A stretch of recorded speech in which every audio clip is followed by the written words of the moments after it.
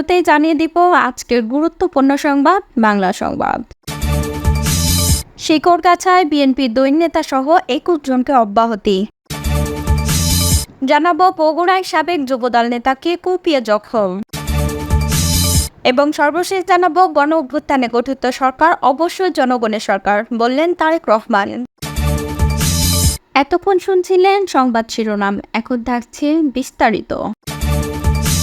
প্রিয় দর্শক, নিউজটি ভালো লাগলে চ্যানেলটি অবশ্যই সাবস্ক্রাইব করে সঙ্গে থাকুন এবং এই ভিডিও সম্পর্কে আপনার মূল্যবান মতামতটি কমেন্ট বক্সে জানিয়ে দিন।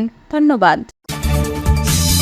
যশোরের জিকরগাছার নাভারণ ইউনিয়ন বিএনপির আহ্বায়ক খায়রুজ্জামান মিনু ও সদস্য নজরুল ইসলামকে তাদের পদ থেকে অব্যাহতি দেওয়া হয়েছে। একই অভিযোগে নাভারণ ৯ নম্বর ওয়ার্ড ইউনিয়ন বিএনপির সাংগঠনিক সম্পাদক হাফিজুর রহমান, সদস্য রজব আলী, তবিবর রহমান তবি ও তরিকুল ইসলামকে বহিষ্কার করা হয়েছে। দলীয় শৃঙ্খলা ভঙ্গের অভিযোগে যশোর জেলা বিএনপির সদস্য সচিব অ্যাডভোকেট সৈয়দ সাবেরুল হক সাবু স্বাক্ষরিত এক বিবৃতিতে এ তথ্য জানানো হয়েছে। গতকাল শুক্রবার রাতে যশোর জেলা বিএনপির এক বিবৃতিতে এ তথ্য জানানো হয়েছে।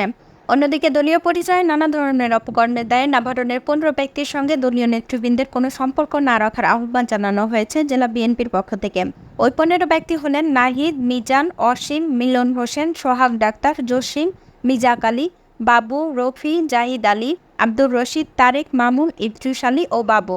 শুক্রবার যশোর জেলা বিএনপি সদস্য সচিব অ্যাডভোকেট সাবেরুল হক সাবু স্বাক্ষরিত এক বিবৃতিতে এ তথ্য জানানো হয়েছে। প্রসঙ্গত, গত 9 সেপ্টেম্বর সোমবার খাদ্যবান্ধব কর্মসূচির চাল লুট হওয়ার ঘটনায় তাদের বিরুদ্ধে কালের কণ্ঠে সংবাদ প্রকাশিত হয়েছিল। বগুড়ায় যুবদল নেতাকে ধারালো অস্ত্র দিয়ে কুপিয়ে জখম করেছে দুর্বৃত্তরা। শুক্রবার রাত 8টার দিকে শহরের ঠনঠনিয়া হাড়িপাড়া বটতলা এলাকায় এ হামলা হয়। আহত ব্যক্তির নাম মেহেদি হাসান বাপ্পি। তিনি বগুড়া শহর যুবদলের সাবেক যুগ্ম আহ্বায়ক। তিনি শহীদ জিয়াউর রহমান মেডিকেল কলেজ হাসপাতালে চিকিৎসাধীন। বিষয়টি নিশ্চিত করেছেন বগুড়া মেডিকেলের ফাঁড়ি সহকারী উপপরিদর্শক লালন হোসেন। যুবদলের এক সূত্র জানায়, দীর্ঘদিন ধরে বিভিন্ন বিষয়ে মতবিরোধ সহ পূর্বশত্রুতা চলে আসছে বাপ্পি ও সুরজ নামের যুবদলের দুই নেতার মধ্যে। সেই জের ধরেই এ হামলা হয়েছে। বগুড়া জেলা যুবদলের সভাপতি জাহাঙ্গীর আলম জানান, বিভিন্ন কাজ নিয়ে জেলা যুবদলের আহ্বায়ক কমিটির সাবেক সদস্য সুরজের সঙ্গে বাপ্পির দ্বন্দ্ব ছিল। এই নিয়ে গত 21 আগস্ট সুরজকে দল থেকে বহিষ্কার করে এবং বাপ্পিকে সাবধান করা হয়েছিল। ঘটনায় জড়িতদের বিরুদ্ধে কঠোর সাংগঠনিক ব্যবস্থা নেওয়া হবে। পুলিশ কর্মকর্তা লালন জানান, বাপ্পির শরীরের একাধিক জায়গায় ধারালো অস্ত্র দিয়ে আঘাতের চিহ্ন রয়েছে। বর্তমানে তিনি সজিমেক হাসপাতালে চিকিৎসাধীন। তার অবস্থা আশঙ্কাজনক বলে কর্তব্যরত চিকিৎসক জানিয়েছেন। বাংলাদেশ কিংবা যে কোনো দেশে গণ অভ্যুত্থানের মাধ্যমে গঠিত সরকার অবশ্য জনগণের সরকার বলে মন্তব্য করেছেন বিএনপির ভারপ্রাপ্ত চেয়ারম্যান তারেক রহমান। আজ শনিবার বিকেলে সিরাজগঞ্জের এনায়েতপুর ইসলামিয়া উচ্চ বিদ্যালয় মাঠে আয়োজিত এক স্মরণ সভার প্রধান অতিথি হিসেবে ভার্চুয়ালে সংযুক্ত হয়ে তিনি মন্তব্য করেছেন। তারেক রহমান বলেন, বাংলাদেশ কিংবা যে কোনো দেশই গণ অভ্যুত্থানের মাধ্যমে গঠিত সরকার অবশ্যই জনগণের সরকার। তাই জনগণ এই সরকারের প্রতি সহযোগিতা অব্যাহত রেখেছে। এই সরকার ইতিমধ্যে বেশ কিছু ক্ষেত্রে সংস্কার কার্যক্রম হাতে নিয়েছেন। এর কিছু আলামত আমাদের সামনে ইতিমধ্যে স্পষ্ট হয়ে উঠেছে।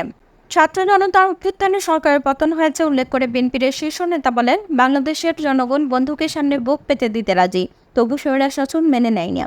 এই এনায়েতপুরই তার অনন্য উদাহরণ। তারেক রহমান বলেন, বেলকুচি ও এনায়েতপুর হল তাঁত শিল্পের এলাকা।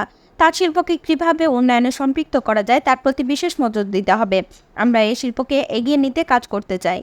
যমুনা নদী বৌদ্ধত চৌহালির বিস্তীর্ণ চর এলাকায় পর্যাপ্ত বাদাম ও তিল চাষ হয়। আমরা এসব সম্ভাবনাময় কৃষি পণ্য বিদেশে রপ্তানি করতে চাই।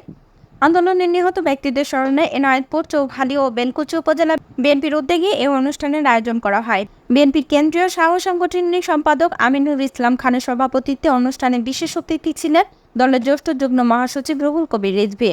প্রধান বক্তা হিসেবে বিএনপির স্থায়ী কমিটির সদস্য ইকবাল হাসান মাহমুদ ও বিশেষ বক্তা ছিলেন জেলা বিএনপির উপদেষ্টা এম.এ. মহিদ।